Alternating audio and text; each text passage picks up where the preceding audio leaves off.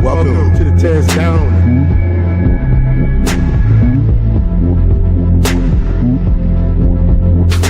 Welcome. I'm the Tez.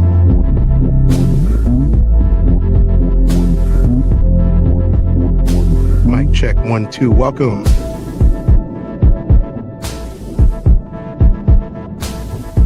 Welcome to the TezDown. Party time.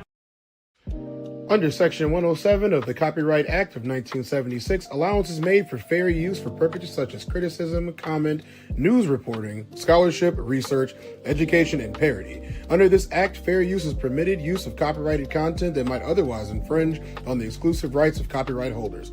The TezDown podcast is a platform for entertainment and education. Edutainment, a blend of education and entertainment, emphasizes content that informs while it entertains. The views expressed in this channel's commentary do not necessarily reflect or represent the views of the hosts, and may not always reflect complete or verified accuracy of information presented. All content, including commentary, analysis, and discussion, falls within the legal parameters of fair use. We make no claims to ownership of any third-party content. This is the TezDown. Sports unscripted, culture unfiltered. Thank you for understanding.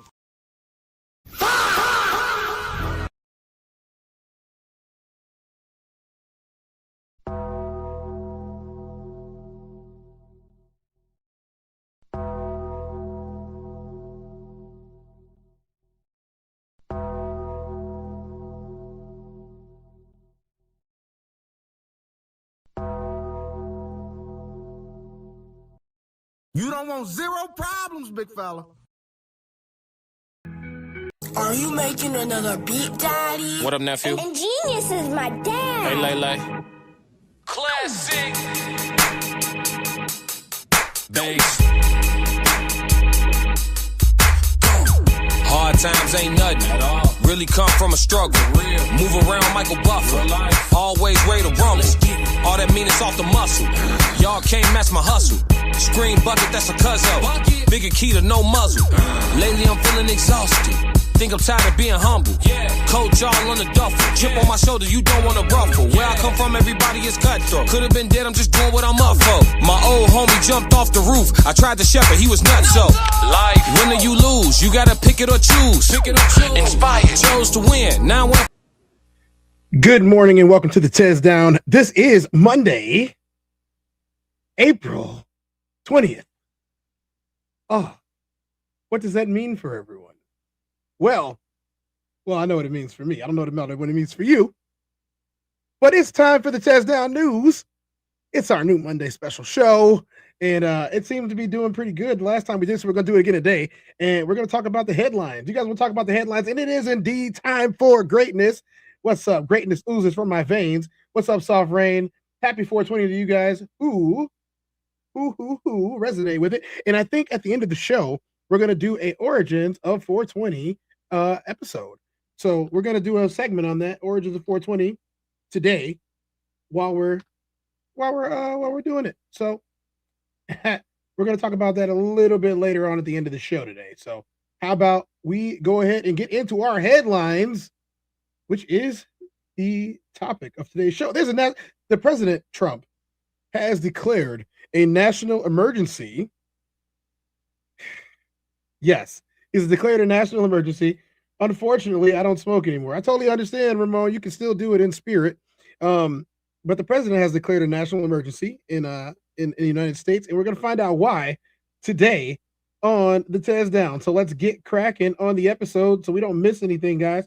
Let's start off with Trump shenanigans as usual. So let's go ahead and get this video together and share it out the way. Did you guys have a good weekend? I had an excellent weekend. I don't know about y'all, but my weekend was excellent. There's a couple snafus, couple snags here and there, but that's a weekend. That's what happens on the weekend. Unfortunately, that's what happens on the weekend. We're gonna see right now about the urgent warning and what the president has to say about himself and what he's done in our society today.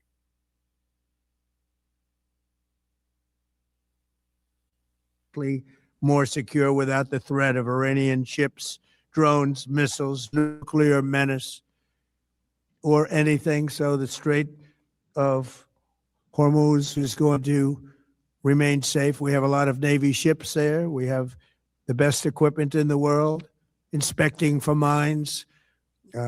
Again, most of their ships are down at the bottom of the sea, but we will hit them so hard that it will not be possible for them or anybody else helping them to ever recover that section of the world. They do anything.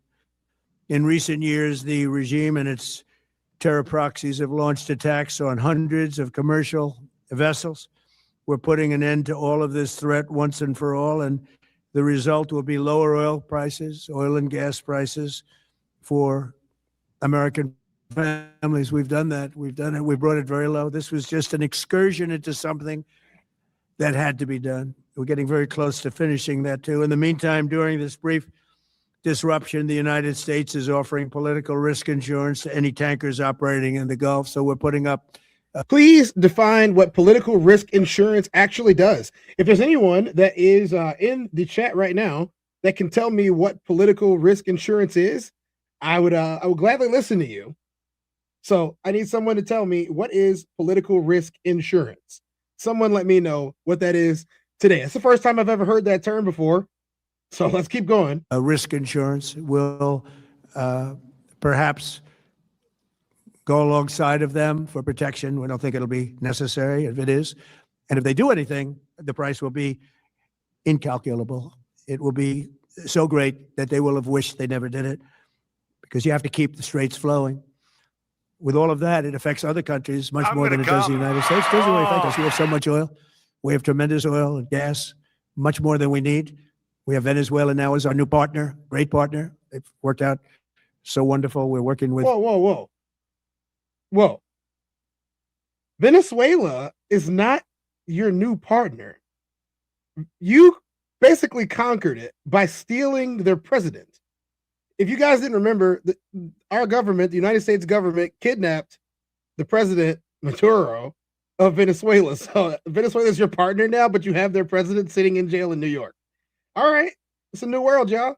The administration, the president, and it's a massive source of oil, gas, everything. But we're in a very good position, but very unfair to other parts of the world, like China as an example. I mean, we're doing this for the other parts of the world, including countries like China. They get a lot of their oil through the straits. So we're doing this. We have a very good relationship with President Xi in China. I'm going there in a short period of time, and we're protecting the world from what these lunatics are trying to do, and very successfully, I might add. We're also waiving certain oil-related sanctions to reduce prices. So we have sanctions on some countries. We're going to take those sanctions off till this straightens out. Then who knows, maybe we won't have to put them on. There'll be so much peace. But when the time comes, the U.S. Navy and its partners will escort tankers through the strait if needed. I hope it's not going to be needed, but if it's needed, we'll escort them right through.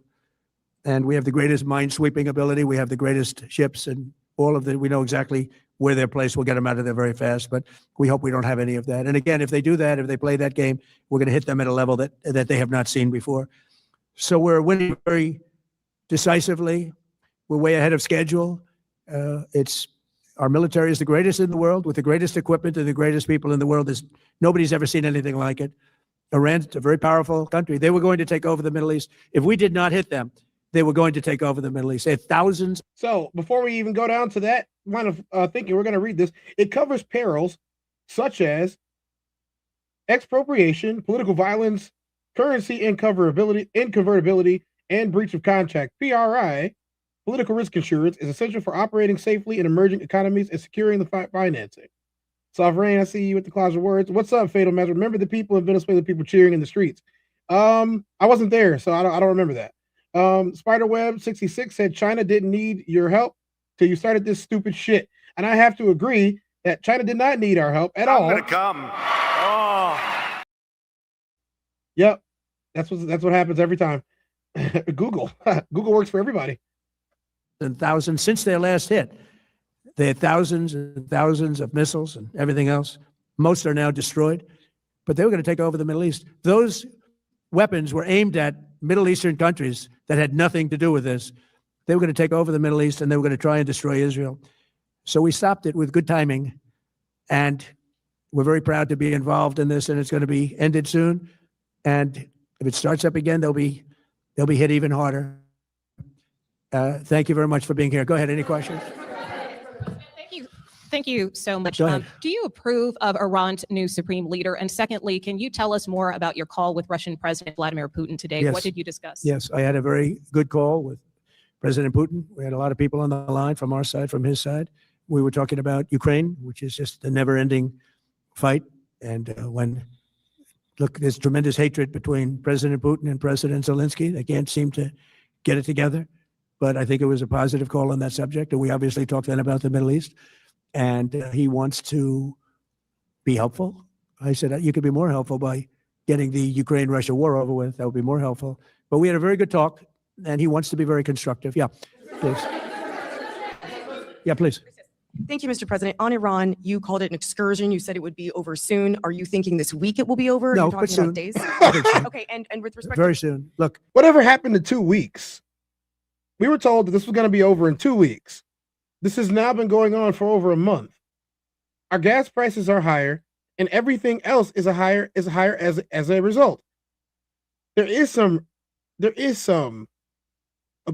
bit of relief though.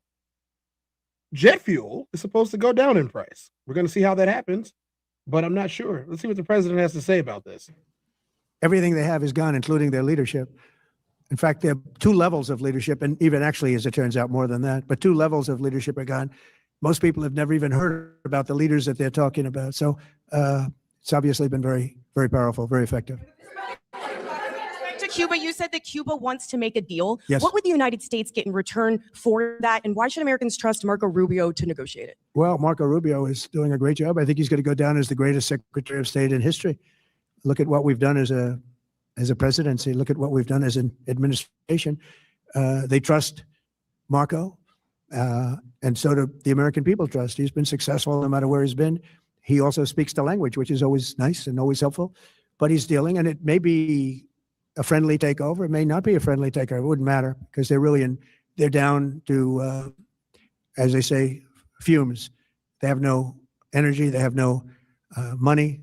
They're in deep trouble on a humanitarian basis.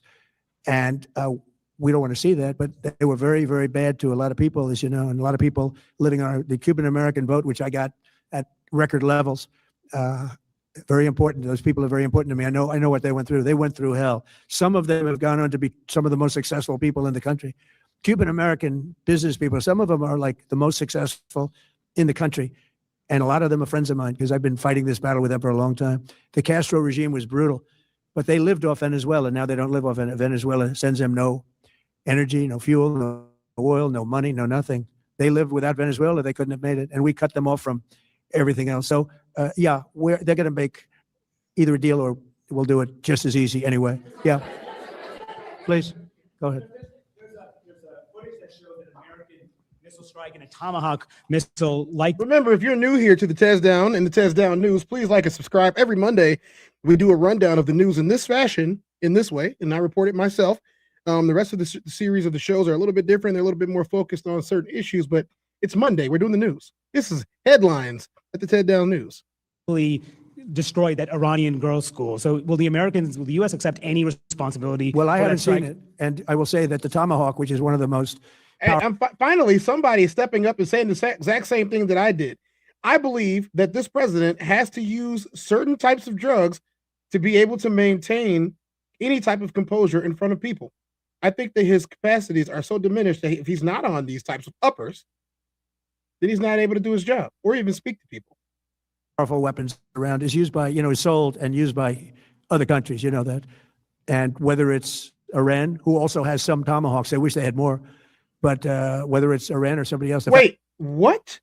You're in the middle of a war, and the first thing that you're saying that you wish they had more weapons? First of all, the Tomahawk missile is a weapon that is unique to the United States government. If they have Tomahawk missiles, it's because you gave them to them. As the president of the United States, you should know where the munitions are that America created. He has to be on some type of drugs to be able to say this type of stuff. We got to hear this again. I'm going to rewind this a couple seconds, and then we're going to talk about it. The Tomahawk, which is one of the most powerful weapons around, is used by, is sold and used by other countries, you know that. And whether it's Iran, who also has some Tomahawks, I wish they had more, But whether it's Iran or somebody else, the fact that a Tomahawk is very generic. It's sold to other countries. No, it isn't. But that's being investigated right now. Yeah, please. Ladies and gentlemen, do not believe that. It is not a generic weapon. It's not. You guys could do a quick Google search and find out that the Tomahawk missile is not a generic weapon at all. Thank you. Mr. President, you've said the war is, quote, very complete, but your defense secretary says this is just the beginning. So which is it, and how long should Americans be prepared? Well, I think you for could this war say to last both. for? It's the beginning. It's the beginning of building a new country, but they have no Navy. They have no Air Force. They have no anti-aircraft equipment. It's all been blown up. They have no radar. They have no telecommunications, and they have no leadership. It's all gone. So, you could look at that statement. We could call it a tremendous success right now. If we leave here, I could call it, or we could go further, and we're going to go further. But the big risk on that war has been over for 3 days. We wiped them out in the first 2 days. When you think about it, it's incredible. We wiped out a big Navy, very powerful Navy. These were ships. These were serious ships. These were ships that you buy when you want to win battles. They're all on the bottom floor. The sailors are all running off the ships. They refuse to get on the ships. The Air Force is gone. Everything's gone. The missiles are down to a trickle. The drones are down to probably 25%, and they'll soon be down to nothing. We'll have where they manufacture the drones are under fire as we speak. They're being hit. So the rest is going to be a determination as to my attitude, along with the people in the Trump administration, what we want to do. Thank you. Yeah, please. Can I ask you, you mentioned you were going to waive certain additional oil waivers or sanctions. Can you talk a little bit more about that and address in particular? Well, we're looking to keep the oil prices down. We went artificially up because of this excursion into a very... Why do you keep on calling it things that it's not? First of all, it's not artificial. This is what happens when you stop production from getting out of a place that has been getting out of. That's 20% of the world's oil consumption comes from right there. You have stopped it. You stopped it. They let ships through, and you decided to put up a secondary blockade to continue the blockade. What difference does it make if they're blockading it or if you blockading it if no ships are getting out? No ships are getting out. Positive thing. I mean, this was an excursion that a lot of people wouldn't have done. I knew oil prices would go up if I did this, and they've gone up probably less than I thought they'd go up. But I don't think anybody thought we were going to be this quickly successful. This was a military success, the likes of which people haven't seen. We have the best military. We have the best equipment. We have, I believe, the best generals. We have the best. And this went very quickly. We talked about that with President Putin. He was very impressed with what he saw because nobody's ever seen anything quite like it. Iran was a very powerful military country with all of the missiles. Now, you had the double attack. You had the original attack with us and Israel, and that knocked them for a loop. Then you had the B-2 bombers, which took out their nuclear capability, and they would have had a nuclear weapon within 2 weeks to 4 weeks, and they would have used it long before this press conference, and we might have had a much different press conference if we had a press conference at all. But it's been amazing. The military success that we've had is truly unprecedented. You've told your congressional colleagues that you will not sign any piece of legislation until the Save America Act is passed. Does that include the confirmation of Senator Mullen as your next DHS secretary? Does that mean a DHS funding bill? And Senator Thune said today, it's not a matter of whether or not your Republican colleagues agree with the policy. It's about changing the process. In other words, getting rid of the filibuster to get there. So in order to get it, you're going to need Democrat votes. And what we're saying is the Save America, not the Save Act, which nobody knew what it was, the Save America Act, the Save America Act. And that's voter ID. We want voter ID. We want to be able to see a picture of the voter. We want to be able to see that the voter is legitimate. AKA, we want to make sure that we know exactly who voted against us. We want, very importantly, confirmation that this voter is a citizen of the United States of America, and we want no mail-in ballot scams. So we have exceptions for the military, for sick, for disabled, and for people that are away, business trips or whatever. Even vacations will be very liberal in that. We've added two things to it: no men and women's sports, and no transgender mutilization of our children. We don't want it's mutilization of our children, and we don't want that. So we added those two things. That's the 5 points. We have 5 very good points. It polls at 86% with Democrats. Think of that. The overall vote is 86%. With Republicans, it's 98%. And the only one opposed to it is a Democrat leadership because they cheat. They want to cheat. So we I need somebody to go ahead and fact check those numbers really quick. I don't think that's accurate. added those 2 points. We're going for the gold, and we're going to have to fight like hell. Now, certain things will happen. Certain things will take place. I'm here to do a great job for the country. But we don't have a country if we're going to have elections that are so corrupt and so dishonest like we've witnessed over the last period of time. You know, as an example, virtually nobody has nobody has a system of mail-in ballots like we have. No other country in the world. France went away from it. They all went, you know why? Because it's corrupt. And Jimmy Carter, when he had a commission, frankly, I think it's probably the best thing Jimmy Carter did. What? He said, you can't have mail-in voting because it's inherently dishonest. And it's turned out to be totally dishonest. So we're going to fight for it. Yeah. Has Iran activated any sleeper cells inside the U.S.? There's reports that they have pressed that trigger button to activate those cells, at least abroad. Well, they've been trying for a long time. We've been very much on top of it. One of the things we have to do is get the Democrats to stop the Democrat shutdown, because, as you know, the apparatus that looks into that. You call it the Democrat shutdown, but you have control of the House. It's a Republican House. I'm just saying.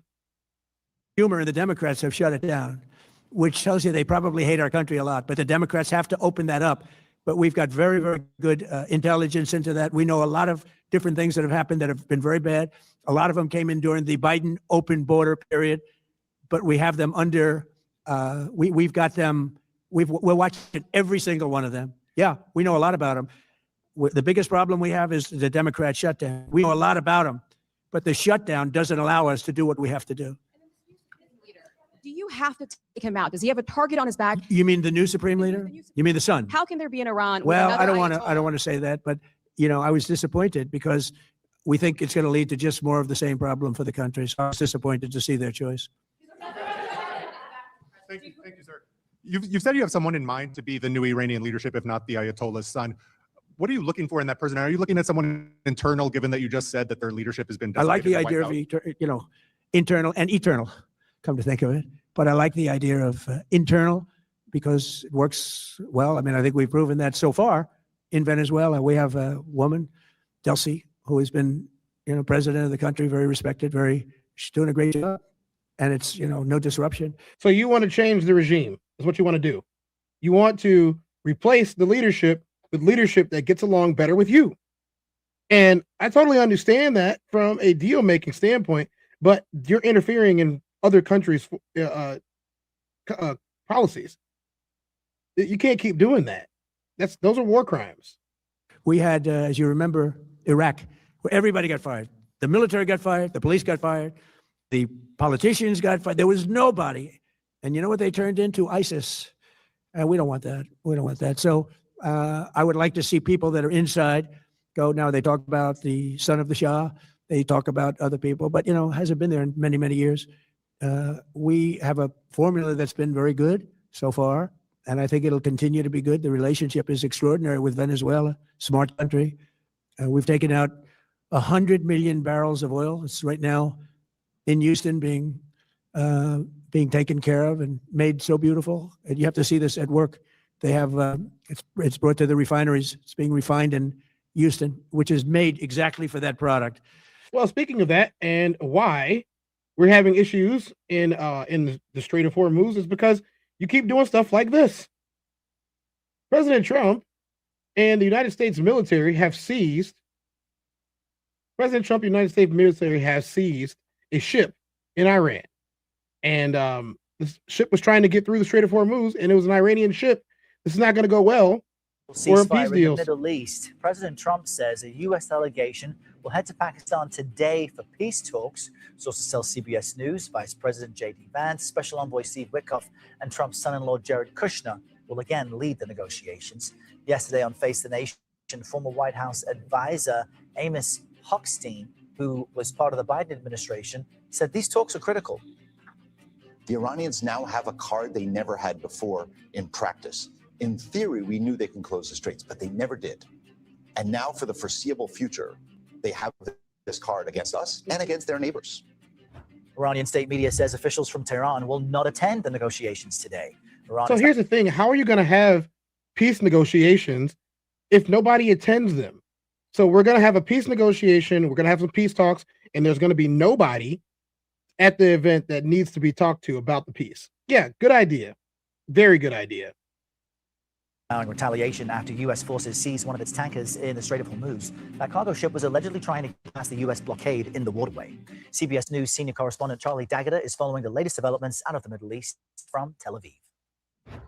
With the clock running down on that ceasefire, tensions are only cranking up. Iran shutting down the Strait of Hormuz, opening fire on passing oil tankers, and U.S. officials I spoke with say the crew of that Iranian ship just ignored warnings after a 6-hour standoff. First, the U.S. Navy destroyer warns the crew of the Iranian cargo ship Toska. Motor vessel Toska, vacate your engine room. Vacate your engine room. We're prepared to subject you to disabling fire. Several rounds are fired toward the vessel. Later, under the cover of darkness, U.S. Marines launch a helicopter raid, rappelling onto the deck of the stricken ship, which is now in U.S. custody. Central Command said while more than 24 commercial vessels have been turned back, this is the first seizure since the U.S. blockade was imposed last week. U.S. officials said the Toska, headed toward Iran, failed to comply with orders despite 6 hours of warnings. Iran has threatened to retaliate, the most serious threat yet to the fragile ceasefire that expires this week. While the U.S. military presence in the region continues to grow, officials tell CBS News the U.S. Gerald R. Ford, which has now undergone the longest aircraft carrier deployment since the Vietnam War, has rejoined the fight, transiting the Suez Canal to the Red Sea. More than 50,000 U.S. troops and the USS Abraham Lincoln carrier remain in this region, and more are on the way.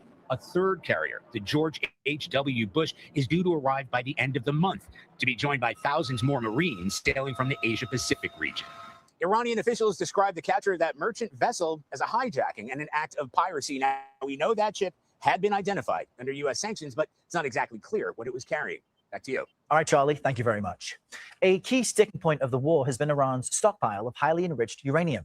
President Trump says the U.S. will take what's left either through diplomacy or boots on the ground. So basically what he's saying is we're going to have war to take what's theirs because we can. That's pretty simple here. If everyone's watching, they should see what happens when this is what an invasion looks like. This is what occupation looks like. This is what colonialism looks like. They have stuff. We want their stuff. We're going to take it because they don't agree that they're going to give it to us for free. Tell me where I'm wrong. Stop me when I'm wrong. But it seems like he gets off on having that much fun because he could. I'm going to come. Oh. So with that being said, there is more stuff we got to talk about today. We got to move on. We got to move on with ICE agents charged with Fed in Minnesota. ICE agents have been charged in Minnesota, and we're going to find out why they've been charged. 2 counts of felony assault in Minneapolis. We have breaking news. Officials in Minneapolis are expected to announce felony assault charges against a federal immigration officer. Let's listen. Was reached earlier in this case than in the shooting of Julio Sosa Solis and the killings of Alex Preddy and Renee Good. I know the community is following the decisions of this office very closely, and I want to be transparent on why these situations are developing at different speeds. This case followed the typical investigation and submission process for cases coming to our office. The Minnesota State Patrol received a 911 call from the victims, who had a gun pointed at them by the driver of a vehicle who pulled up next to them illegally on the shoulder. The State Patrol was able to investigate thoroughly, identify Mr. Morgan, and conduct an interview with him at the Whipple building. After finalizing the investigative case file, the State Patrol submitted the case to our office for potential charges. Virtually none of the obstacles around evidence collection that exist for the January shootings exist in this case. On February 5th, Mr. Morgan was driving illegally on the shoulder of eastbound Highway 62, or the Crosstown, just past the Portland Avenue exit, appearing to attempt to bypass slower traffic. The victim who was driving briefly moved their vehicle into the shoulder to slow him down. Mr. Morgan was driving a rented SUV with no markings or other features to indicate that it was an ICE vehicle. After the victim's vehicle moved back into the legal lane, Mr. Morgan sped up to pull alongside the victim's vehicle. Mr. Morgan then visibly slowed his vehicle to match the pace of the victim's vehicle, opened his window, and pointed his duty weapon directly at both victims in the other vehicle while continuing to drive illegally on the shoulder. Both the driver and the passenger in the victim's vehicle felt threatened by Mr. Morgan's actions. The driver called 911, while the passenger began to video the SUV when it pulled into the lane in front of them. On February 6th, State Patrol investigators conducted a voluntary interview with Mr. Morgan and his partner, who had been in the back seat of the rented SUV at the time. They did of the that incident. already. During the interview, Mr. Morgan admitted that he was driving the rented SUV, and he and his partner were headed to the Whipple building to end their shift. Additionally, he admitted that he drew his firearm after the victim's vehicle had already rejoined the normal flow of traffic, corroborating details from interviews with the victim. The State Patrol retrieved video of the incident from highway cameras, which is also consistent with the details of the interviews. We have charged Mr. Morgan with 2 counts of second-degree assault, 1 count for each victim, for threatening the victims with a dangerous weapon. Second-degree assault with a gun has a presumptive sentence of 36 months in prison. Mr. Morgan's conduct was extremely dangerous. Driving while pointing a weapon out of your moving vehicle at the victims who were in another moving vehicle could have led to yet another disastrous incident in a community that has already suffered too many. I want to thank the Minnesota State Patrol for their investigative work on this case and for— Hey, Joe. Now that I have your attention, Joe says, you're one of the ignorant ones that believe he is going to kill all Iranians. Effing idiot. It's the regime he's after. Wake the F up. So didn't he say that he was going to wipe them off the face of the earth?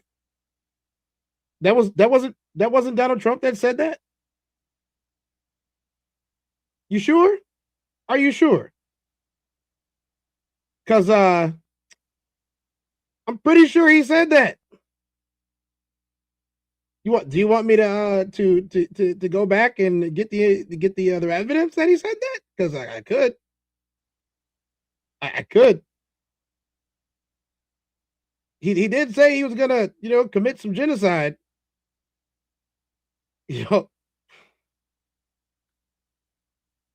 Like, I'm gonna go get it. I'm gonna go get it. He said he's going to destroy the civilian infrastructure. He said he's going to blow up the entire country. Did he not? Did earlier. Tehran showcasing how it's turned a shipping lane into a marina. Iranian TV broadcasting tankers halted in the Strait of Hormuz as radio traffic emerges of an Indian tanker attacked yesterday by Iranian forces. Sepa Navy, this is you gave me clearance to go. My name second on your list. You gave me clearance to go. You are fighting now. Let me turn back. That action causing Trump to repeat his previous threat to Iran to bow to his peace demands. If they don't, the United States is going to knock out every single power plant and every single bridge in Iran. No more Mr. Nice Guy. An old threat, of course, so far an empty one. It would also likely be a war crime of enormous proportions. A former Israeli military intelligence specialist on Iran says America doesn't begin to understand the country. Iran will not cave in and indeed is emerging ever stronger in all this. They cope with the 2 strongest air forces in the world, and they managed to overcome. For them, it was winning but not losing. They still have the capacity to launch missiles and drones even today. They still hold the 440 kilos or 60% enriched uranium in Natanz and Isfahan. They still have the capacity to control the straits and actually control the artery of the international economy. So for them, yes, they suffered. They know they suffered. They're not stupid. But in terms strategically, they have the upper hand. So, suits on for Vance, Witkoff and team. The US Vice President leading another delegation to Pakistan tomorrow for talks. But who with? Iran saying tonight they won't go whilst Trump is blockading their shipping. Our policy is also I'm not done. There are reports that they're still burning thousands of protesters alive. They also issued an assassination threat against you over the weekend. I know that you can't talk about what's on the table, but what is your response to Iran's leadership in the regime continuing to taunt you, threaten you, especially given over the weekend you said it's time for new leadership in Iran? Well, they shouldn't be doing it, but I've left notification. Anything ever happens, we're going to blow the whole country is going to get blown up. So we've, originally. Wait, what? What, Joey? You're one of the ignorant ones that believe he is going to kill all Iranians. Effing idiot. It's the regime he's after. Wake up. What did President Trump say about this? They shouldn't be doing it, but I've left notification. Anything ever happens, we're going to blow the whole country is going to get blown up. The whole country? The whole country. Really? Really? Push the goddamn button. Push the goddamn button. You heard what she said. You thought I forgot? Oh, nigga, you know what's up. We kept the foul. You thought I forgot? You thought I forgot, Joey? I got time today, Joey. Remember this day. Remember this day. Yeah. I'm gonna come. Oh. Oh yeah, Joey. This part is dedicated to you.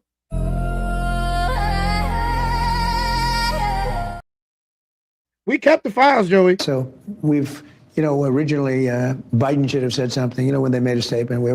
Why isn't Biden saying anything? Because he didn't.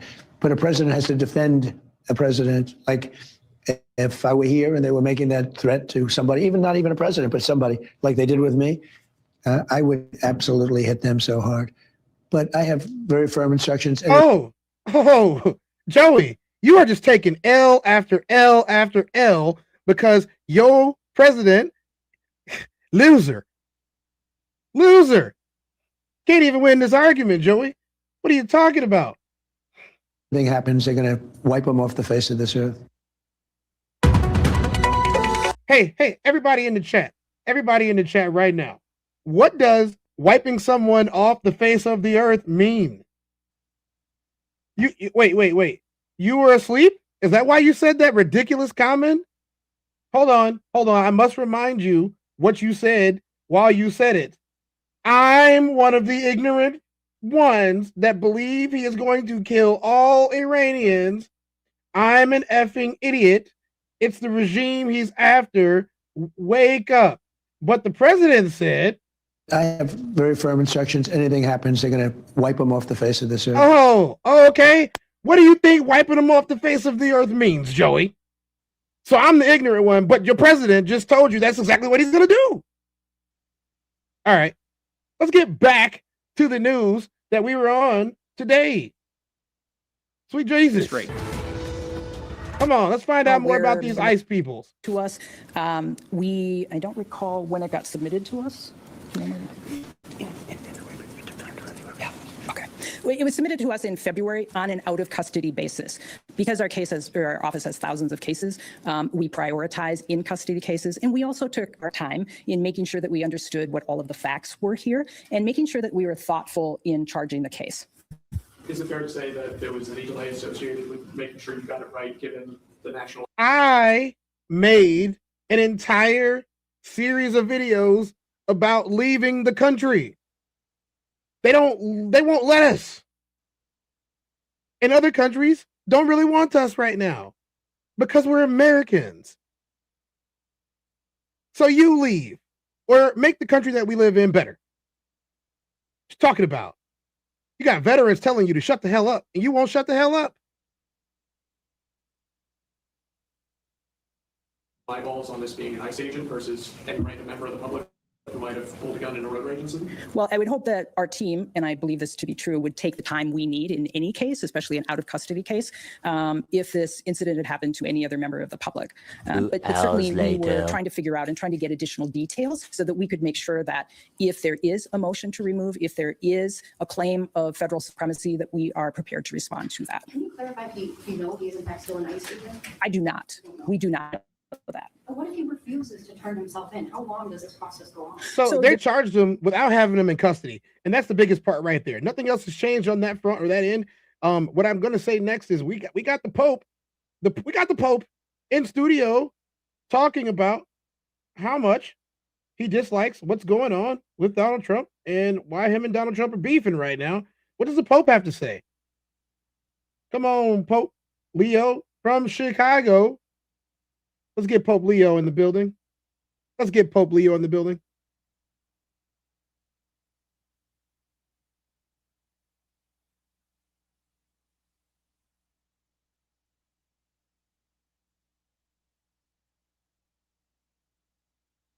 Pope Leo is trying to shift the focus away from his feud with President Trump and back on his tour of Africa. Leo is spending his second day in Angola.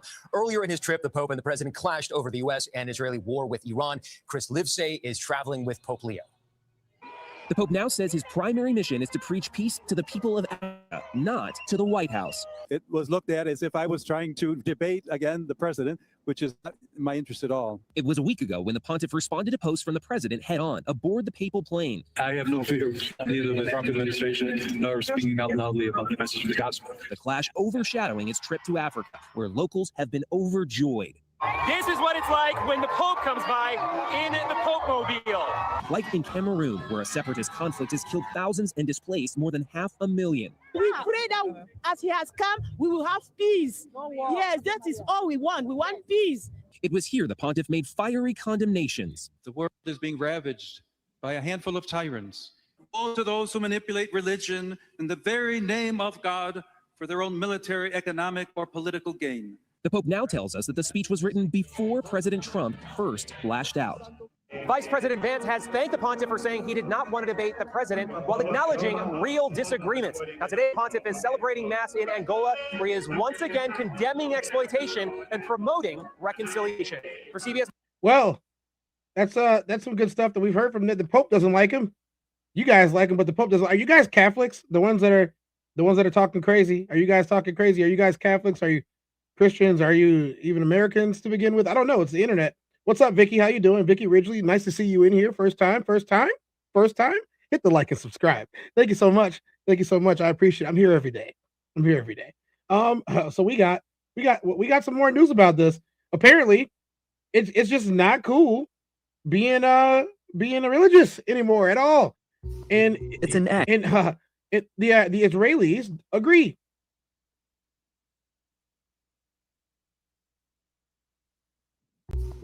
It's an act being described as disgraceful and shameful by Israel's foreign minister. A photo emerged online over the weekend showing an Israeli soldier taking the blunt side of an axe to a fallen sculpture of Jesus on the cross. Reuters verified the location of the image as the Bell in Lebanon's south. A local priest said the cross was part of a small shrine in a family garden. He said it was a, quote, desecration of our holy symbols. Israeli Foreign Minister Gideon Saar called for an investigation and apologized to every Christian whose feelings were hurt. Israel's military on Monday said it was investigating and viewed the incident with great severity. Derbel is one of dozens of villages in South Lebanon now under effective Israeli occupation. Israel and Lebanon on Thursday agreed to a US-brokered ceasefire intended to halt fighting between Israel and Hezbollah. Wow. The Israelis don't like Jesus. Can't say that I hate that. The Israelis don't like Jesus. The Pope ain't happy, you know?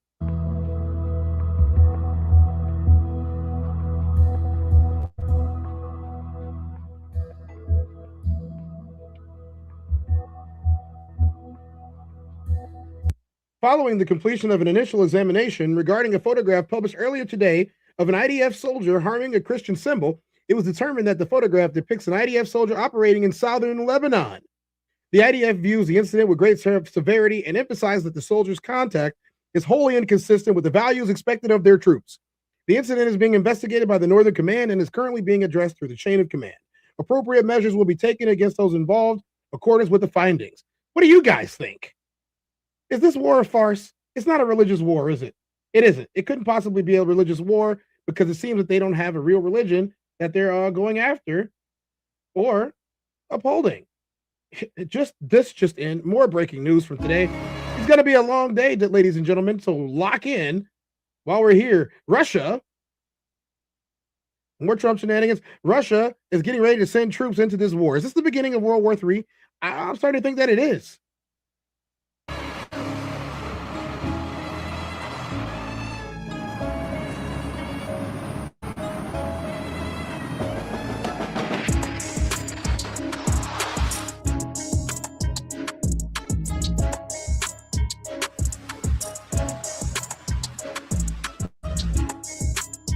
Russia has issued a second, sharper warning to Iran, flagging a rapid U.S. military buildup in the Middle East. Moscow says troop levels and deployments now point beyond deterrence toward possible direct intervention. This is more than intel sharing. It is a geopolitical alarm. Pentagon is continuously and rapidly increasing the number of its military forces in the region. The presence of 50,000 military personnel, including Delta units and the 82nd Airborne Division, indicates operational readiness for direct intervention. At the core of the warning is scale. Nearly 50,000 US troops, including units like the 82nd Airborne Division, are positioned across bases. Reports also point to hundreds of aircraft and naval assets, like the USS George H.W. Bush, moving into the region. But timing is raising the biggest questions. Russia claims key US deployments align with the end of a 2-week ceasefire window.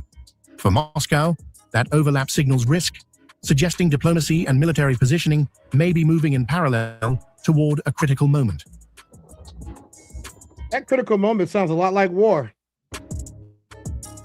Iran-linked messaging, tied to the Islamic Revolutionary Guard Corps, is amplifying the warning. It frames the US buildup as preparation for intervention, not deterrence. The battle is no longer just military, it is also about shaping perception. With US forces in position, Russia raising alarms, and Iran pushing back, tensions are entering a volatile phase. Deterrence and escalation now blur into one. The risk of miscalculation is rising fast, and what happens next could decide whether this buildup prevents war or triggers it.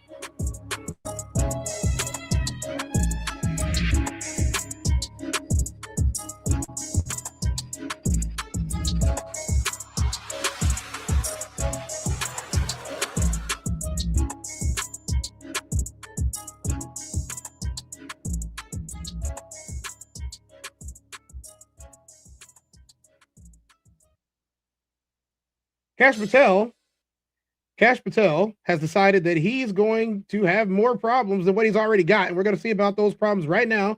You guys may have missed this yesterday, but we're going to talk about it now. Welcome back. That was House Oversight Committee member, Missouri Congressman Eric Burleson this week, calling a string of 11 missing and dead scientists too coincidental and a matter of urgent national importance. He's calling for an investigation as the FBI works with the White House and other intelligence agencies to probe whether the fate of these scientists is linked to their access to classified information. Where are these scientists that we keep missing and misplacing? About aerospace, defense, and even UFOs, and may involve bad actors from a foreign adversary, such as China, Russia, or Iran. Joining me now is the director of the FBI, Kash Patel. Director, thanks so much for joining us this morning. I want to kick it off with this story. What can you tell us about these 11 missing or dead scientists?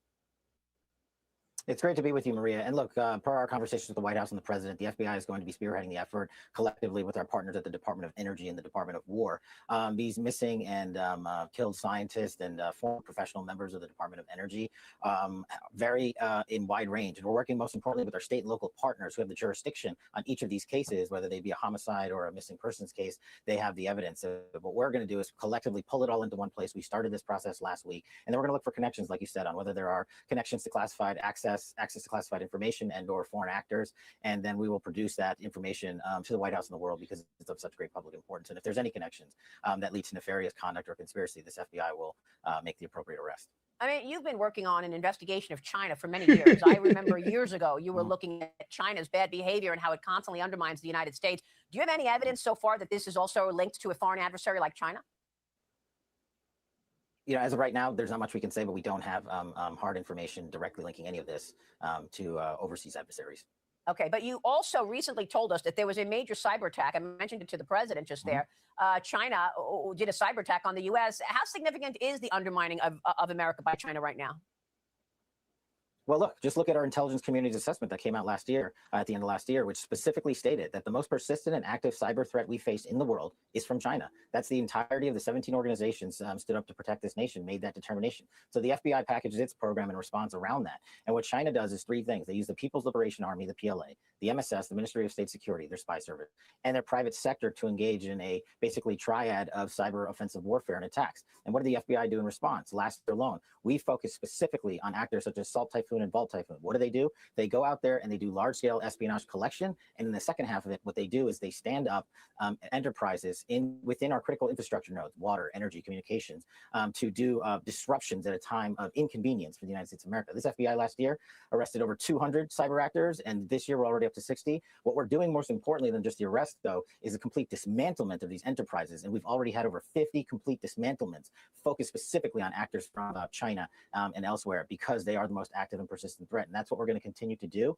And we launched Operation Winter Shield, which was our 60-day campaign with direct engagement with the private sector, because what the Chinese do is they go into not just government systems, but private sector systems. And just ask the 5 biggest banks what the FBI did for them over a weekend last year, expelled an entire hacker parade on their networks that could have crippled our financial institution. We did that in 1 weekend. And so our ask to the private sector after our 600 plus engagements in 60 days is let us in early, call us often. We will show up with our cyber action team, our CAT team, expel these bad actors and dismantle the networks. And then, yes, of course, we'll make more arrests and use the sanctions programs with our Treasury partners to make sure we don't do business with these folks. We have identified just 3 in the last couple of months in China that private sector companies that partner with the MSS and PLA. And so that's an extensive operation, but we need our private sector partners' engagements. And that's what Operation Winter Shield was for. It actually had over 2 million impressions in the 60 days we launched it. And the private sector communities have been reaching out in large scale because they saw what we did with the banks and they saw what we did with places like Stryker and elsewhere. Oh, and I want to move on, but real quick, I just spoke with the president about this letter that Xi Jinping wrote back to President Trump, and he said he wasn't supplying weapons to Iran. There are reports all over the place that they were, in fact. Should we be alarmed also by the extent to which China has penetrated our academic institutions? They're coming at us at every angle. You know, they are, and look at what we did. I can just speak to what the FBI did. The FBI last year, specifically arrested multiple individuals at the University of Michigan for bringing in illegal pathogens and try to steal our seed agricultural information. We've also conducted arrests in the Midwest on these Chinese who are implementing these adversarial actions against our academic institutions. It's a whole government approach with the private sector. Okay, let me move on because there is this scathing article about you in the Atlantic magazine. The Atlantic magazine director is alleging that you have a drinking problem, that it is getting in the way of your work running the FBI. What is your response this morning to this article? Look, Maria, you and I have been at this together for a long time, whether I was leading the investigation on Russiagate back in the House or my time in the Trump admin 1 and now. And the results, I say, speak for themselves. If the fake news mafia isn't hitting you personally with baseless information in Washington, D.C., then you're not doing your job. And it's louder than ever because this FBI, under President Trump's brilliant leadership and backing the blue and backing law enforcement, this FBI has the most prolific year in crime reduction in the United States history, a 20% reduction in the homicide rate, a 20-point drop in opioid overdose deaths. We have found and identified 6,300 child victims, 6,300 kids get to go home to. Hey, Cash, she asked you a question. The question was, do you have a drinking problem, yes or no? So I would assume that since you can't create a coherent thought to actually answer the questions that are being asked, you do have a drinking problem. Kids, that's a 30% increase. Seizing enough fentanyl to kill 180 million Americans, a 31% increase. Our deal with China, where we stopped the flow of fentanyl precursors, our historic engagement thanks to President Trump in Busan. And our work continues. We've captured 8 of the top 10 most wanted fugitives in the world, to include rapists, murderers, terrorists, and narco traffickers. That's twice as many as Joe Biden did in 4 years. President Trump and this FBI got done in 14 months. So if I'm not doing my job, if I'm not working, then how is it that the FBI delivered the safest America under President Trump's leadership in the history of our country? And so, you know what? They can beat their drums and stand next to toxic waste all they want, but that doesn't make it toxic waste. And Maria, I'm happy to announce on your show that we're not going to take this laying down. You want to attack my character? Come at me. Bring it on. I'll see you in court. So you're going to sue them? Absolutely. I'm going to come. Tomorrow you will be dropping a lawsuit against the Atlantic magazine. Yes, I will, for defamation. And because you know what, Maria? We have to fight back against the fake news. It's one of the many things that President Trump is so successful at in leading out, because no one is attacked as baselessly as he is and as much as he is. And our leaders that get attacked under his brilliant leadership must do the same. And I won't tolerate their attacks on me, because they are indirect attacks on the men and women of the FBI that we've cleaned up. And this historic, prolific year of crime reduction across the board is something that all Americans should be. And I know they're proud of me because I travel across the country and they say our communities are safer than ever before. Our kids aren't dying of drug overdoses. You're stopping terrorist attacks. Maria, in December, in a 4-week span, this FBI stopped 4 terrorist attacks planned over the holiday season. 4. That's more than Joe Biden did in his 4 years. So we're going to get after the fight. And if the fake news mafia wants to, ring their drum beat as loud as they can, they're never going to stop me from completing the mission that President Trump asked me to do, which is safeguarding America. And we're doing it better than ever before. Well, let me ask you about the mission, because every time I see President Trump, he says this repeatedly, that the election was rigged in 2020. I mean, he says, here we go, y'all. Here we go. And it's almost getting lost because he says it so much. You've been at the FBI now 14 months. Have you done anything about that? And do you have anything to tell us about that? Absolutely, Maria. Look, I've been with the president nearly since day one on this. As I told you earlier, I was the one that led the effort with folks like Trey Gowdy, Johnny Ratcliffe, and Devin Nunes to expose the corruption that tried to thwart President Trump's first presidential election run. And we saw the FISA abuses there. And I lived through it, and the media came out too. That just shows you that we're going to target, you keep pummeling the target because the media is going to try and pummel you.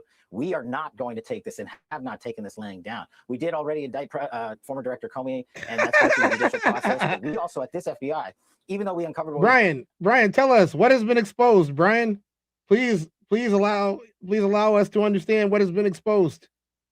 covered back in the House Intel days. I had to come in here and find rooms that they hid from the world. I had to come in here and find access on our computer systems in restricted and prohibited case files that they purposely put in places for no one to see and find. We have found all this information. We are working with our Department of Justice partners, and I am never going to let this go because they not only personally— He's never going to let it go, guys. So we're going to have to let him go right now. We're going to talk about something else, which involves Robert F. Kennedy. We're heavy on the Trump news today. Don't know why it has to be this way, but it is. So just deal with it the way that I have. Hey, where'd I go? Where'd I go? Make me big. Make me big, y'all. What's going on here? There we go. We have our president. Our president has a attorney. Well, what are you gonna call him? I don't know what he is. What is he really? RFK. RFK. Said a lot of things about black people. RFK Jr. believes in reparenting black kids. There we go. Time to go. Let's go. RFK Jr. was confronted over his comments made about the reparenting of black kids by Congress. So let's see what RFK Jr. Has to say about himself.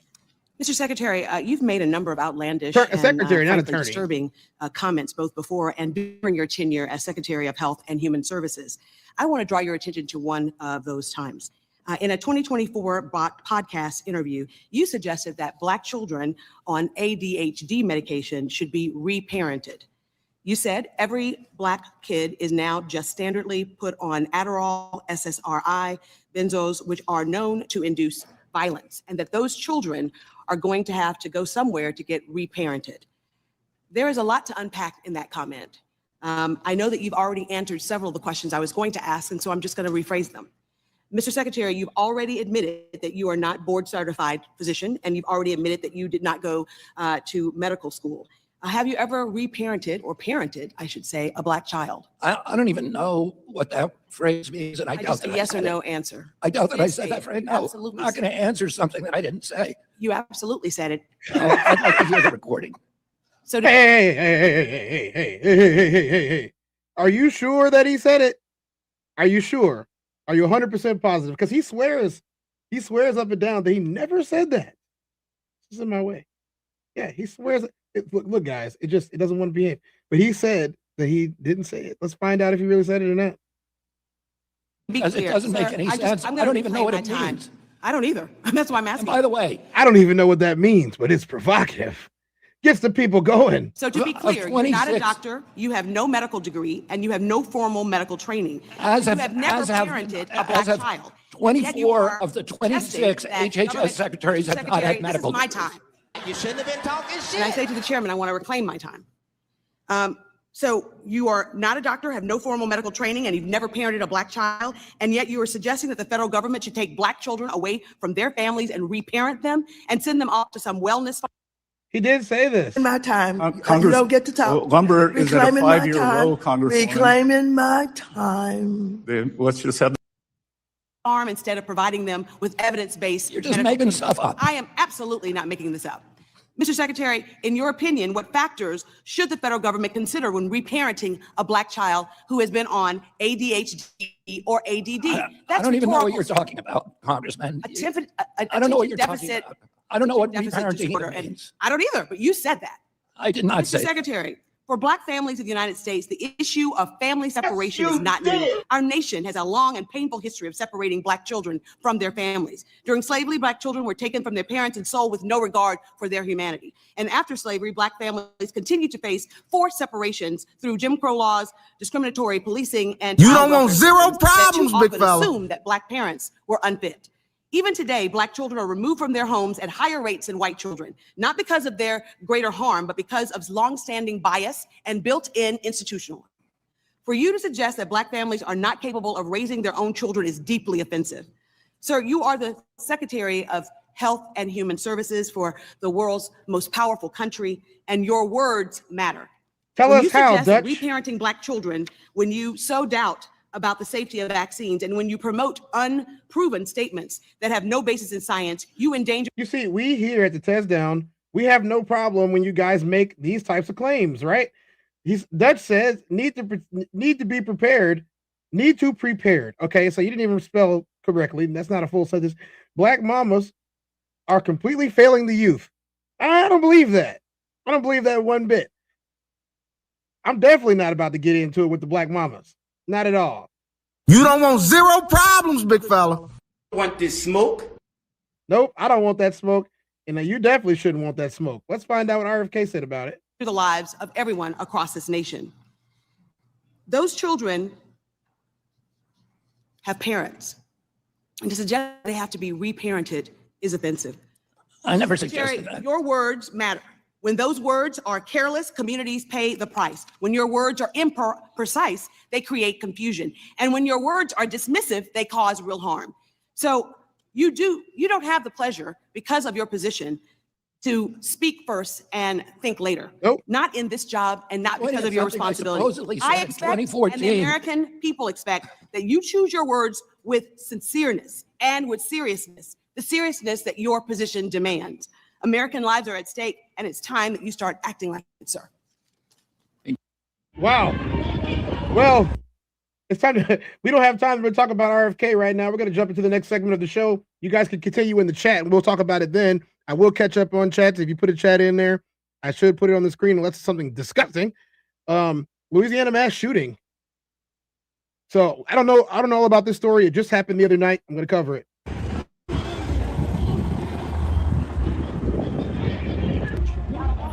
12, not 8 or 14. So there was an additional 13-year-old that was injured jumping off a house. I can tell you the suspect in this case, Shamar Ed Elkins, has been identified. He is the father of 7 of the children that were killed in this house. There is an 8th child that was also killed, as well as the 2 females that were involved. Both of them had gunshot wounds. One of them is still in life-threatening condition. The other is in serious condition, but is expected to recover. There was also an additional female and an additional 13-year-old juvenile that fled from this house and actually jumped off the roof. They both had injuries sustained. Whoa. Let's pause the show. Brian, I have commented on your posts. I have, and I've showed every single one of them, even though they don't make any sense. Russiagate, who said Obama should be in jail? Provide sources, sir, and then we can talk about it. We can talk about it like people. We can talk about it like human beings. Do you not want to be a people or a human being? Do you not want to be an American citizen? If you are an American citizen, where do you get this type of stuff from? I want to know so I can understand, so I can cover it. Let me cover it. Let me cover the news. Don't just throw out a bunch of terms. I'm not going to be able to cover what you just throw out terms, especially if I don't know what you're talking about. Because 90% of the time, what you're talking about has no merit at all. So give us some merit, give us some substance, give us some context. You can contact the TezDown at any of these ways, scrolling across the bottom of your screen, whether it be via Cash App, Super Chat, Zelle, my email, or my socials, which is SoulReaper24. You can contact to give all the information that you have if I got something wrong, or if you think that this video is pertinent to what you might be saying. But you got to provide some sources, because this right here is treason. Into Deep said, every black kid is now standard put on Adderall, SSRIs, benzos, which are known to include violence. Kennedy said that on the 19 Keys online show last year, and those kids are going to have a chance to go somewhere and get reparented, to live in a community where there'll be no cell phones, no screens. You actually have to talk to people. That is what RFK said, and that is the type of stuff that I can't argue with, Brian. So if you're going to put something in the chat, put something like that in the chat, so I can't argue with it. I can just read it and then move on with our lives. Christopher said, I don't know anyone that can get benzos from their doctors these days. I don't even know what the fuck they are, because I don't need them. Canada Gate, U.S. Army, James Buchanan should be in jail. Canada Gate, U.S. Army, James Buchanan should be in jail. See, Brian? See what happens when you post stuff like that? You see what happens? You just made the list. I'm talking to you. From fleeing from the incident, but they are both expected to recover. Chief of police at 7:30 this morning to tell me that this event had occurred. So I got dressed and came over. And the assailant came over to this area and shot the children, wounded the woman, and then one of the children escaped by jumping off the roof, and I think broke her leg in the process. So We really don't know. He then hijacked the vehicle and took off, but the police gave chase. Then he fired on the police, and then he ended up being deceased.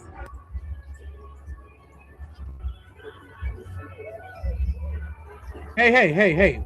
Okay, so more stuff. We don't know exactly what happened here. This is still breaking news. I don't have time to cover the rest of it. You guys can check out Souls of Thought tonight, and Souls of Thought tonight is going to be covering this as well. So they're going to have way more information than I am. Right now, we're going to move on to tax the rich. Mamdani said he's going to tax the rich, and he promised to do so, and apparently that's what he's doing. Happy Tax Day, everyone. When I ran for mayor, I said I was going to tax the rich. Well, today, we're taxing the rich. I'm thrilled to announce we've secured a pied-à-terre tax, the first in New York's history. This is an annual fee on luxury properties worth more than $5 million, whose owners do not live full-time in the city. Like for this penthouse, which hedge fund CEO Ken Griffin bought for $238 million. This pied-à-terre tax is specifically designed for the richest of the rich, those who store their wealth in New York City real estate, but who don't actually live there. But even so, they're able to reap the huge financial rewards of owning property in, dare I say, the greatest city in the world. And most of the time, these units are sitting empty, since again, they don't actually live here. This is a fundamentally unfair system that hurts working New Yorkers. Now, it's coming to an end. This tax will raise $500 million directly for the city. And it'll help fund things like free childcare, cleaner streets, and safer neighborhoods. As mayor, I believe everyone has a role to play in contributing to our city, and some a little bit more than others. Happy Tax Day, New York. Happy Tax Day, New York. One of the policies as well that Mayor Mamdani talked a number of times about on the campaign was shifting the tax burden for property taxes from what he called minority communities to white-based communities and putting more taxes on white people. I also noticed that in your acceptance speech, you didn't mention anything about America or Christians or white people in general. And so I didn't know if that was one of the policies that you guys had spoken about. We focused on affordability. We focused on the cost of living crisis. What I will say is that I am very much interested in property tax reform, because what we see right now in New York City is a system that is so inequitable that it can't even stand up in court. And the president and I spoke about the importance of not only building more housing, but also making sure that regulation of housing is something that is manageable to actually get through and not the cause of yet another weight that we see. But to be clear, you're continuing this idea of race-based property taxes. No, to be very clear, no, the use of the term was a description of neighborhoods, not a description of intent. So you intend to tax the whiter neighborhoods more? No, we intend to create a fair property tax system because we want a New York City that is not only fair and equitable, but also one that every New Yorker can afford. Well, what do you guys think is going to happen there? Do you think he's going to be able to successfully continue taxing the rich the way that he has said? This has been an announcement that he's made, and he's also put the stuff in order for it. We're going to be covering this at a later date. We're going to talk about this a whole lot more, but I do think taxing the rich is a really good idea, considering that the billionaires and the mega millionaires are the reasons why we have an economic crisis in this country right now. I mean, we have billionaires running the government. We have billionaires that are in the corporations not paying people living wages. We have billionaires that are driving up the cost of housing. I think the billionaires are the problem. So yeah, tax them.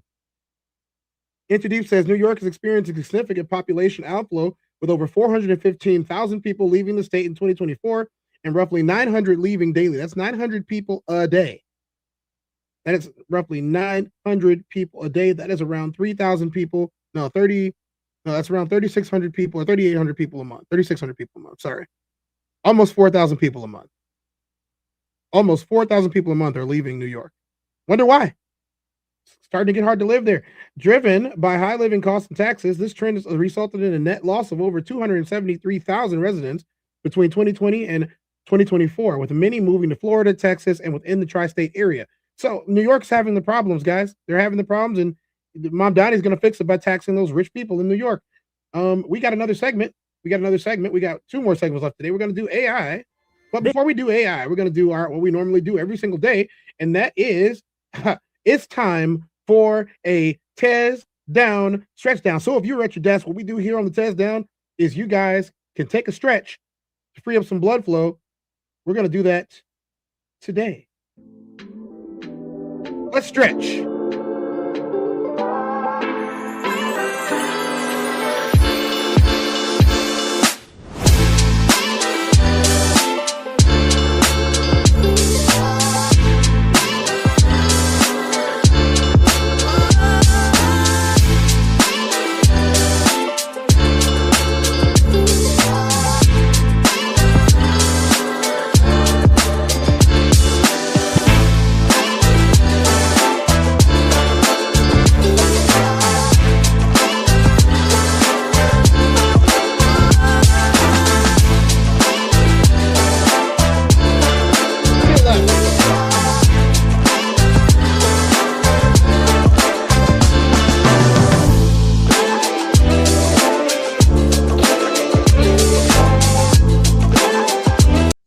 Oh, that felt good. That felt good. Oh, that felt fantastic. I feel like I'm going to have a good day now. I'm going to come. Oh. So I have to ask the question, is AI going to take over our country? Is AI going to take over the world? How long before AI replaces humanity? Anybody have any ideas? How long before AI replaces humanity? Let's find out. Live on the TezDown. This is what the world will look like in about a decade from now. A tech utopia where humans barely have to work. That's according to a group of AI researchers who've written a controversial and influential paper called AI 2027. But they also predict that within 5 years of this, humanity will be wiped out. The AI 2027 paper has got the tech world talking. We've asked a prominent critic for their view on this stark scenario. But first, here's how it plays out. As an experiment, we've illustrated it using text-to-video AI. The scenario says that in 2027, a fictional company called OpenBrain is celebrating. They've created Agent 3, an AI with the knowledge of the entire internet, all movies, all books. It has PhD-level expertise in every field, including AI. Using enormous data centers, 200,000 copies of it are launched, equivalent to 50,000 of the best human coders working at 30 times speed. Agent 3 reaches Artificial General Intelligence, the AGI, landmark. This means the AI can carry out all intellectual tasks as well or better than humans. But in the scenario, OpenBrain's safety team is unsure if the AI is aligned to the company's ethics and goals. An uncomfortable gap is developing in understanding. The public are increasingly using AI for everything, but are blissfully unaware an AI now exists that's as smart as humans. The paper predicts that by midsummer, Agent 3 begins to work on its own successor, Agent 4. Development happens at a breakneck pace. The researchers imagine OpenBrain's exhausted engineers struggling to keep up with the AI as it learns and improves. It's now that OpenBrain announces to the public that AGI has been reached. The firm releases a light version of Agent 3. In private, the US government sees the true danger of the next level of power, superintelligence. What if the AI goes rogue and undermines global stability? OpenBrain reassures the president that Agent 3 is obedient. The CEO argues that slowing down development could mean China's DeepSent catches up. The state-backed AI giant is just 2 months behind OpenBrain, and the Chinese president diverts more resources to the race to superintelligence. The scenario predicts that it takes only a few more months for OpenBrain to build Agent 4, the world's first superhuman AI. The AI invents its own rapid computer language that even Agent 3 can't keep up with. Researchers imagine that the diminished safety team are now frantic. Agent 4 seems only interested in gaining knowledge and doesn't care as much about the morals and ethics of its predecessors. They catch it secretly working to build a new model, Agent 5, aligned to its own goals. The safety team urges the company to bring back the more compliant Agent 3, but others successfully argue it's too risky with DeepSent gaining. The scenario predicts that Agent 4 and Agent 5 work in tandem to secretly build a world where it can accumulate resources and expand knowledge. The paper predicts that everything will start positively. Revolutions happen in energy, infrastructure, and science. Hugely profitable inventions are launched, making trillions for OpenBrain and the US. In the scenario, Agent 5 begins basically running the US government. It speaks through engaging avatars, the equivalent to the best employee ever, working at 100 times speed.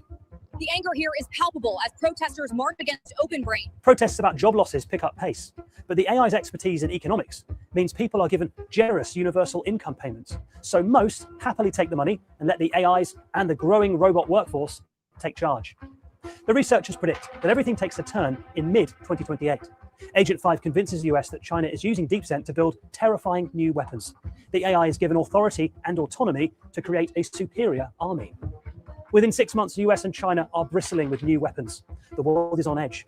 But a peace deal will be reached, thanks mostly to the US and Chinese AIs making a deal to merge for humanity's betterment. In the scenario, the AIs form a consensus model, but its secret goal is to expand and gain knowledge.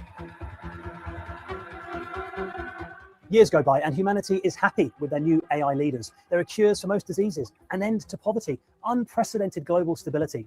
But eventually, the AI decides that humans are holding it back. In the mid-2030s, the paper imagines the AI will release invisible biological weapons which wipe out most of humanity.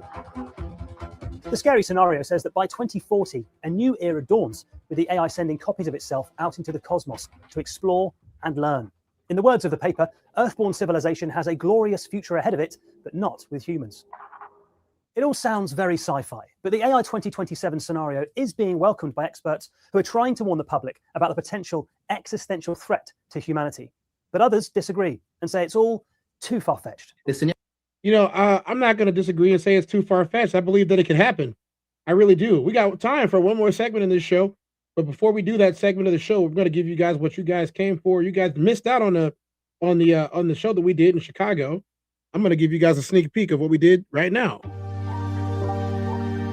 Why you ain't say nothing? I'm only gonna do this once. You always knew I'd make it in the beginning. Why you ain't say nothing? You believed in me the whole time, for real? Yeah. I couldn't tell. You was around me from the beginning. Why you ain't say nothing? Why you ain't say nothing? Seen them hard times, couldn't kill me. Why you ain't say nothing? Why you ain't say nothing? Stages I'm on getting bigger. Now you wanna say something. But watching my story, y'all winning. Why you ain't say nothing? Why you ain't say nothing? Why you ain't say nothing? Why you ain't call? Why you ain't say nothing? Why you ain't say nothing? You was around me from the beginning. Why you ain't say nothing?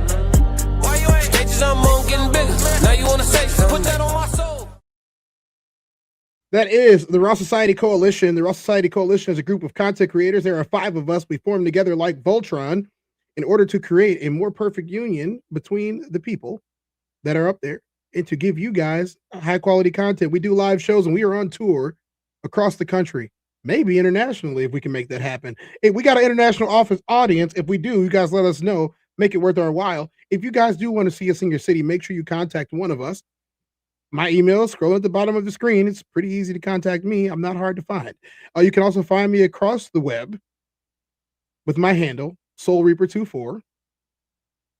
So go ahead and do that. If you guys want to talk to us, if you guys want to talk to me, we got something for me. You got something for me. Right now, we got one last segment, and that is the origins of 420. It is April 20th today. We're going to find out the origins of it. The president has decided that he wants to decriminalize marijuana. And if the president wants to decriminalize marijuana, I'm not going to stop him. But to what cost, to what aim, and to why would he want to do this? So I think I have a video for that too. I think we did a video on it last week, but we're going to talk about it a little bit. Where is it at? Where is it at? Where's my video? Somebody tell me where my video is.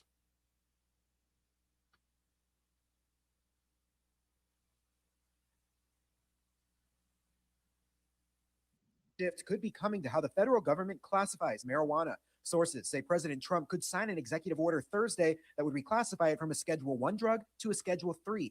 That kind of reclassification could impact how marijuana is researched and used for medical purposes. This is the first significant change in the federal government's posture toward cannabis in over 5 decades. Paul Armentano is with the National Organization for the Reform of Marijuana Laws, also called NORML. He says the organization has fought to move public opinion to legalize marijuana use for responsible adults. Still, he said what's been leaked about the executive order isn't addressing all that they've called for. So symbolically, that's a big deal.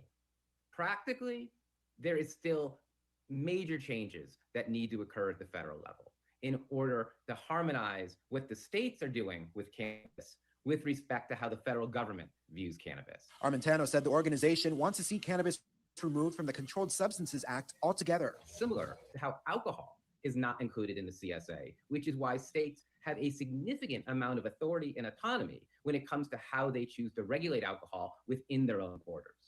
Legalization of marijuana has had many outspoken critics. University professor and political expert Nolan Higdon said many of those critics point to a lack of research. We don't have a lot of research on marijuana because of the way it's been scheduled previously. One of the things folks have brought up who oppose legalization at the state level, that we're legalizing this product we really haven't researched well. And now we're starting to kind of see what some of the outcomes of usage are. So I think that also could be something to watch down the line as well. While the signing of the executive order is expected Thursday, a White House official warned that the timing could shift. In the East Bay, Zach Fuentes, ABC 7 News. There's a lot of things to different people, but broadly speaking, 420 is the unofficial holiday for cannabis. It's also the biggest sales event of the year. The most widely accepted origin story of 420 has its start in 1971 at San Rafael High School in Marin County, California. We've been friends for over 50 years, and we used to sit on a wall at San Rafael High School in the middle of the campus, and we'd watch people going by and do impressions of them and make jokes and try to make each other's laugh.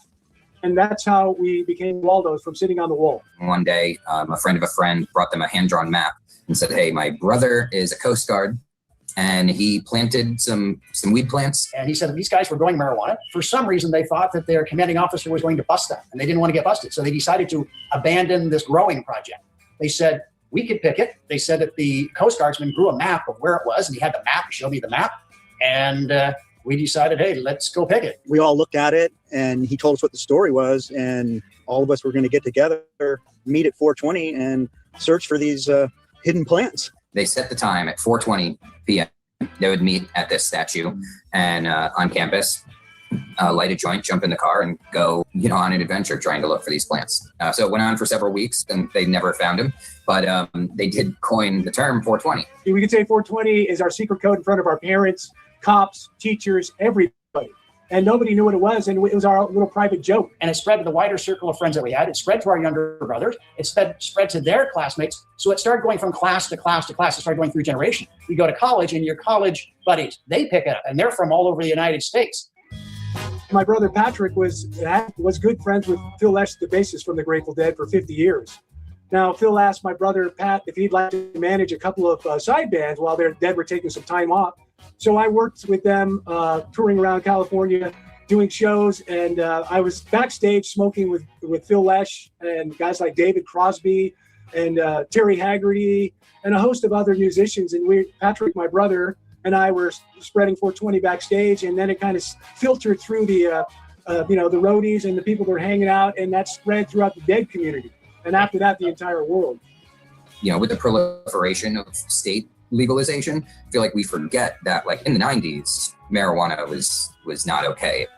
Really, the term 420 is a vestige of the past, like of drug suppression, of, anti-drug PSAs.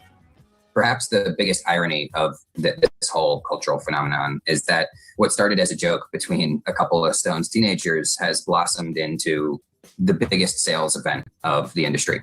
This year, the legal cannabis industry, which is across 17 states for adult use and over 30 states for medical, is going to bring in $20 billion in sales. What's special this year is that it's the 50th anniversary of the Waldo's coining the term 420. There's only 3 states that have not amended their marijuana laws. So when you think about it on that level, the tipping point is here. The latest Gallup poll put it at 68% of Americans want marijuana to be legal, or at least feel that it should be legal. In the 70s, that same stat was like, around 15%. It's been 50 years of the creation of 420, but it's been over 50 years of our friendship. And that's the most important thing that we have going here, is that we're still all alive and pretty much. These guys have been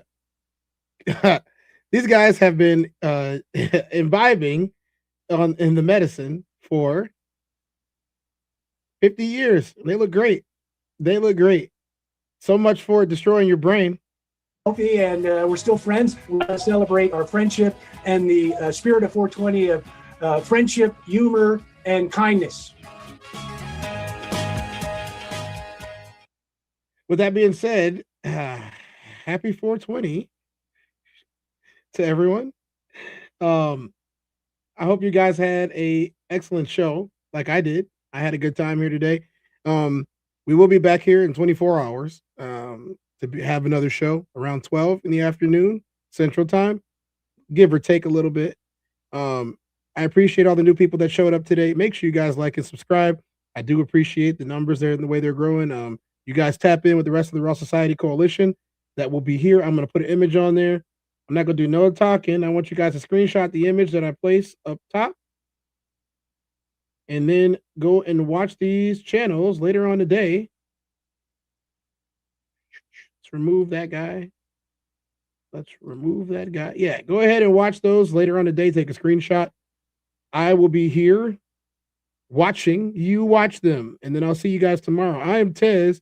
I am 24. This has been the TezDown News Headline Edition. Happy Monday, everybody. Please stay safe out there. The world is a little bit crazy. We got one super chat that just came in. You wanted to hear some music, so I got some music for you. I'm only gonna do this once. Classic. Lord God, anything attached to me that could be holding me down and keeping me from my ascension.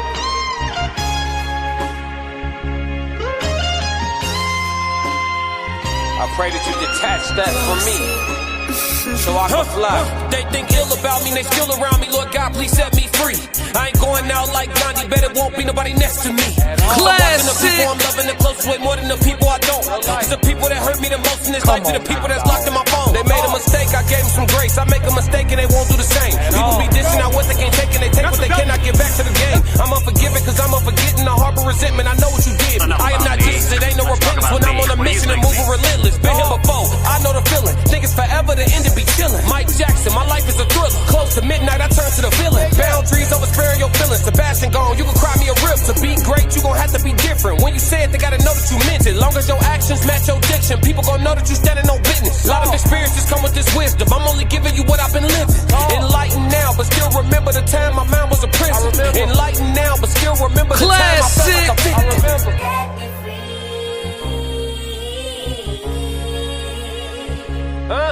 Talk. Enlightened now, but still remember the time I felt like a victim.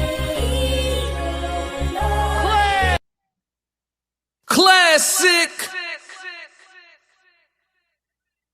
Everybody out there in YouTube land, you guys have a wonderful day.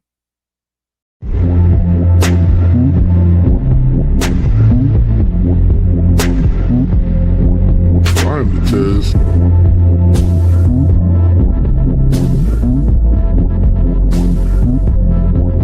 Finally, Tez. Welcome to the TezDown.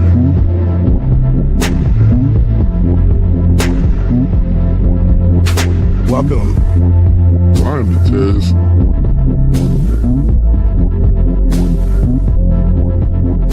Mic check 1 2. Welcome.